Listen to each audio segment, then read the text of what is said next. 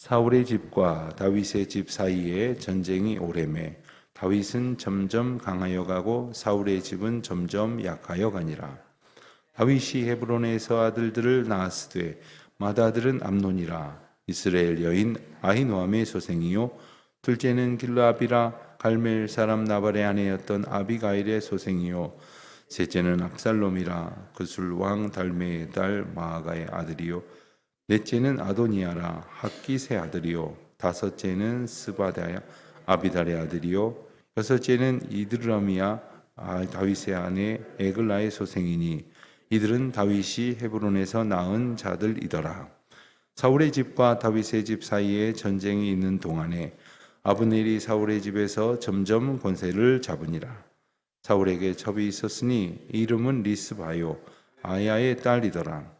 이스보셋이 아브넬에게 이르되 내가 어찌하여 내 아버지의 첩과 통관하였느냐 하니 아브넬이 이스보셋의 말을 매우 분하게 여겨 이르되 내가 유다의 계머리냐 내가 오늘 당신의 아버지 사울의 집과 그의 형제와 그의 친구에게 은혜를 베풀어 당신을 다윗의 손에 내주지 아니하였거늘 당신이 오늘 이 여인에게 관한 허물을 내게 돌리는도다. 여호와께서 다윗에게 맹세하신 대로 내가 이루게 하지 아니하면 하나님이 아브넬에게 벌 위에 벌을 내리심이 마땅하니라. 그 맹세는 곧 이 나라를 사울의 집에서 다윗에게 옮겨서 그의 왕위를 단에서 브엘세바까지 이스라엘과 유다에 세우리라 하신 것이니라 하매 이스보셋이 아브넬을 두려워하여 감히 한마디도 대답하지 못하니라. 아멘. 오늘 본문 말씀에는 대조적인 두 가문이 소개가 되고 있습니다. 1절에 보는 대로 하나는 사울의 집안이요 또 하나는 다윗의 집안입니다. 사울은 이미 죽었습니다. 그러나 사울의 집안, 즉 사울을 따르는 자녀들과 그 무리들이 무리를 지어서 다윗의 집과 전쟁이 오래되었다. 그냥 단순한 다툼이 아님을 이 두 단어에서 보여줍니다. 전쟁이라고 했습니다. 단순히 조금 갈등이 있다거나 조금 신경전 벌이는 정도가 아닙니다. 그 가운데는 싸움이 있었고 때로는 물리적인 충돌이 있었고 심지어 죽어나가는 사람들이 있었습니다. 그럼에도 불구하고 그것이 오래되었다. 싸움이 계속되었다. 그런데 그 인간사회에 있을 수 있는 그냥 하나의 어떤 갈등이라고 치부하기에는 너무나 분명한 그러한 결과들로 귀결되어져 가고 있습니다. 그것을 성경은 저 하나는 점점 강하여져 가고 또 다른 하나는 점점 약하여 간다. 이 전쟁 가운데서 단번에 승패가 갈리고 이제 모든 것이 결판이 나는 그러한 식으로 결론 지어지는 것이 아니라 한쪽은 점점 강하여져 갔다 또 약하여져 갔다 이렇게 대조적인 모습으로 성경은 묘사를 하고 있습니다. 이유가 뭘까요? 성경은 그것이 여러 가지 양상으로 나타나고 있다는 것을 이어지는 말씀을 통해서 예시하시는데 그것을 보기 전에 어찌하여 다윗의 집은 강하여져 갔고 사울의 집은 약하여져 갔을까? 우리는 당연히 이 말씀 속에서 내가 속한 나의 인생 또 내 집안 내가 속하여져 있는 모든 그룹들은 당연히 약해져가는 사울의 집안 같은 꼴이 되기를 바라는 것이 아니라 강해져가는 다윗의 집안 같은 모습이 되기를 원할 것입니다. 이것의 비결이 뭘까? 우리는 여러 성경의 말씀을 통해서 그 비결을 우리가 함께 유추할 수가 있겠으나 오늘은 창세기에 나오는 요셉의 이야기를 한번 보도록 하겠습니다. 창세기에 요셉의 이야기가 나오는 장은 꽤나 방대한 분량인데 그 가운데에 39장 창세기 39장 2절 말씀을 보면 이렇게 전하고 있습니다. 여호와께서 요셉과 함께 하심으로 그가 형통한 자가 되었다. 그런데 이 말이 기록된 그 정황은 어떤 상황이냐 하면은 요셉이 형들에게 팔려가지고 그리고 남의 나라까지 끌려간 다음에 여행 간 게 아닙니다. 유람 간 게 아닙니다. 애국까지 끌려가서 그리고는 그 중에 한 집, 보디발의 집에 노예로 팔려진 형편, 그 상황을 묘사하면서 조금 전에 읽어드린 2절 말씀, 여호와께서 요셉과 함께 하심으로 그가 형통한 자가 되어, 그리고 이어지는 말씀을 보면 그가 하는 일이 다 형통하였다 하고, 그리고 그의 형통하게 하심을 다른 사람들이 다 알아보게 하셨다, 이렇게 전하고 있습니다. 우리는 언뜻 생각하기를 자기 형들에게 팔려서 그리고 이역만리 타향으로 끌려가서 남의 집에 종노릇하는 것이 어떻게 형통입니까? 라는 생각을 하지 않을 수 없을 터인데, 성경은 그런 생각을 하고 많은 우리들에게 그것이 분명한 형통이라는 사실을 일러주시려고 아예 구체적으로 그 상황 가운데에 형통한 자가 되었다는 그 진술을 분명히 못 박아두고 있는 겁니다. 그렇게 하지 않으셨다면 우리는 그냥 하나님의 인도하심을 요셉이 받았다, 하나님께서 그를 불쌍히 여기셨다, 이 정도는 생각할지 모르지만 그 형통했다라고까지 말하지 않을 겁니다. 그럼 형통이 뭐냐? 여호와께서 함께 하시는 것, 하나님께서 함께 하시는 것이 형통이다 하는 거예요. 이것이 형통이라는 생각을 갖지 못하면 우리는 세상 사람들하고 똑같은 사고방식에 빠지게 됩니다. 그래서 돈 잘 벌고 출세하고 그리고 남들이 부러워할 만한 어떤 위치에 오르는 것이 형통한 것이라고 생각을 합니다. 그렇게 따지고 보면 모든 것이 세속적 가치를 가진 사람들과 믿는다는 사람들에게 있어서의 그 성공이라는 기준과 달라지지 않습니다. 모호해져 버릴 뿐만 아니라 오히려 뒤죽박죽 섞여 버립니다. 우리가 형통이라는 것은 비록 병 중에 있다 할지라도, 비록 가난 중에 있다 할지라도, 고통의 길을 걸어간다 할지라도 그 길을 걸어가는 과정 속에서도 하나님이 우리 손 꼭 붙들어 주고 계시다는 것. 그래서 우리가 참 힘겨운 시간을 보냅니다마는 그 가운데서 오늘 오히려 하나님의 은혜를 누릴 수 있는 그러한 것이 형통이다 하는 것입니다. 예를 들어서 믿지 아니하는 사람들 중에도 이러한 진술을 하는 경우가 더러 있습니다.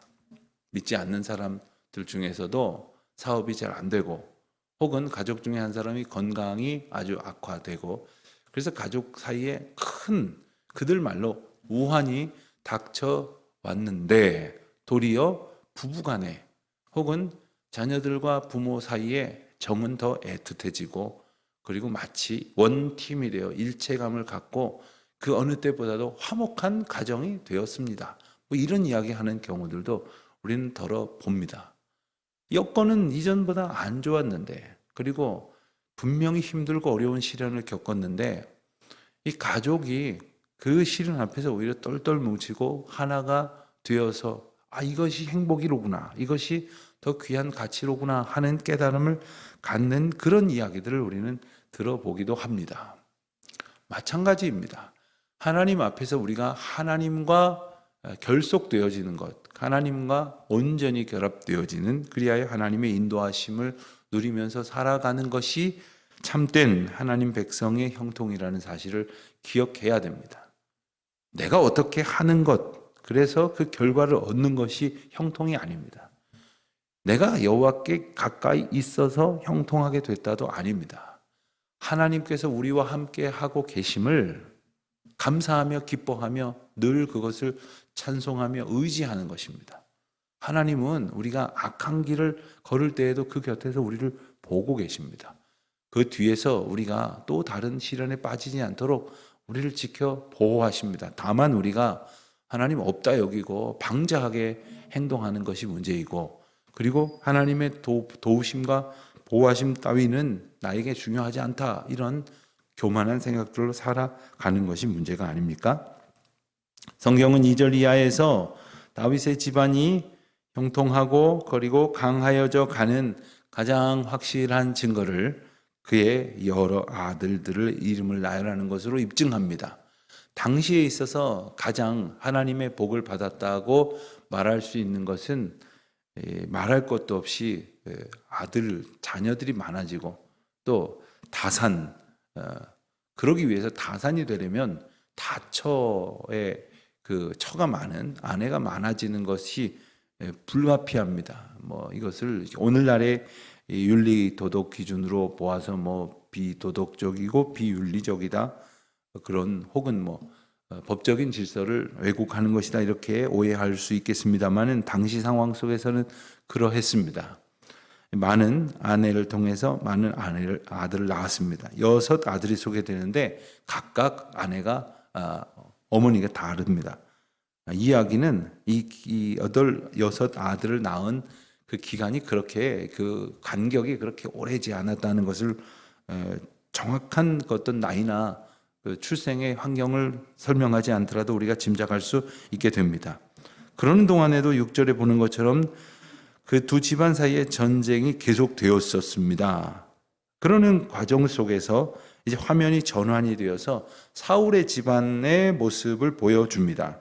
다윗의 집안에는 많은 아들들을 갖게 되어 하나님의 함께 하시고 형통하게 하시는 그러한 방법을 느끼게끔 하셨다면, 사울의 집안은 그 집안에 우리가 지난 시간에 본 대로 이스보셋이 왕으로 세워졌지 않습니까? 그러나 이스보셋을 왕으로 세운 사람은 바로 사울의 군대 장관이었던 아브넬이었습니다. 사울의 군대 장관이었다는 얘기는 사울의 치하에 있어서 실질적인 군권을 가진 자가 아브넬이었다는 것이고, 그가 이스보셋을 왕으로 옹립함으로써 일종의 국가의 형태 그리고 왕정의 형태를 유지하게 되었다는 겁니다. 그런데 실상은 이 지파의 수나 혹은 그들이 차지하고 있는 지형이나 혹은 그들이 지배하고 있는 실질적인 휘하에 둔 인구를 보면 다윗의 집안보다 훨씬 더 크고 강성한 형편입니다. 아주 그냥 비교가 안 되는 겁니다.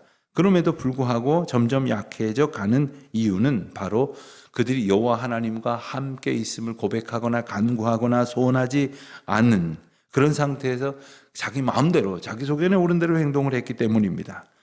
그 이유 중에 하나는 바로 아브넬의 패역한 행동이었습니다. 오늘 본문에서 우리가 본 대로 7절 이하에서 보면 사울에게 있었던 첩 가운데 한 사람인 리스바를 아브넬이 범하였다.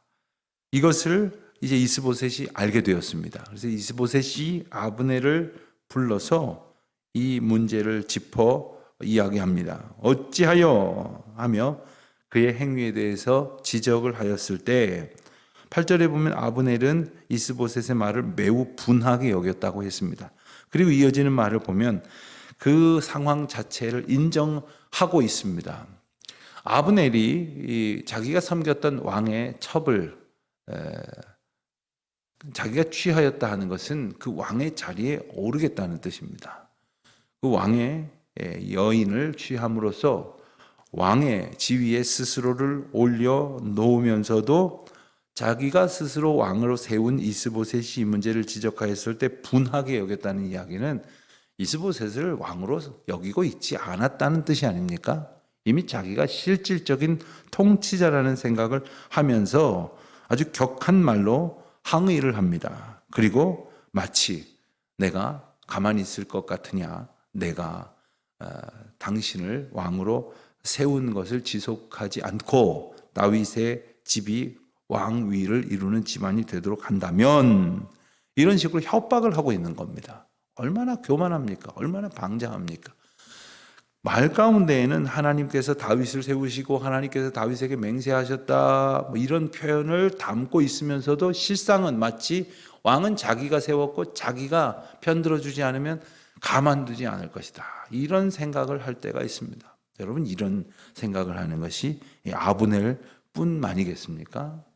우리는 종종 내가 너한테, 내가 당신에게 하면서 다른 사람들을 향해서 마치 하나님이 주관하시는 인생의 어떤 결정권을 내가 가지고 있는 양 행세하면서 그 알량한 몇 줌 되지도 아니하는 그 힘을 행사하려고 할 때가 있습니다. 그것은 바로 우리가 하나님 앞에 어떤 존재인지를 망각하는 것에서 비롯되는 죄악입니다. 거기에 대해서 11절에 보니까 이스보셋은 아브넬을 두려워하여 감히 한마디도 대답하지 못했다. 하나님을 의지하지 않는 자들의 모습입니다. 함부로 자기가 가지고 있는 그 힘을 의지해서 왕으로 세웠다고 말한 이 앞에서 이렇게 협박을 하는 자들이나 혹은 그런 말 들었다고 두려워서 아무 말도 못하고 있는 왕이라는 자나, 이것이 바로 하나님을 의지하지 않는 사람들에게서 나타나는 연약함입니다. 우리가 오늘도 세상을 살아가면서 여러 가지 상황에 처하게 되고 여러 가지 말들도 들을 수 있고 여러 가지 이 역할 앞에 이 모든 일들을 감당할 때 언제나 내가 하나님 앞에 있음을, 그리고 하나님이 나를 눈동자와 같이 지켜 보호하여 인도하여 주신다는 사실을 기억하고 주님의 은혜를 힘입어서 세상 앞에서는 담대하게, 물론 주님 앞에서는 겸손하게 주님의 뜻을 구하며 나아가는 우리 모두가 되시기를 주의 이름으로 축원드립니다. 하나님 아버지, 저희의 어리석음과 연약함에도 불구하고 날마다 하나님의 함께 하시는 은혜를 깨닫게 하시니 참 감사드립니다. 겸손히 이 귀한 은혜의 사실을 잊지 아니하고 늘 주님만 의지하며 찬송하며 나아가는 저희들 되게 하옵소서. 예수님의 이름으로 기도드립니다. 아멘.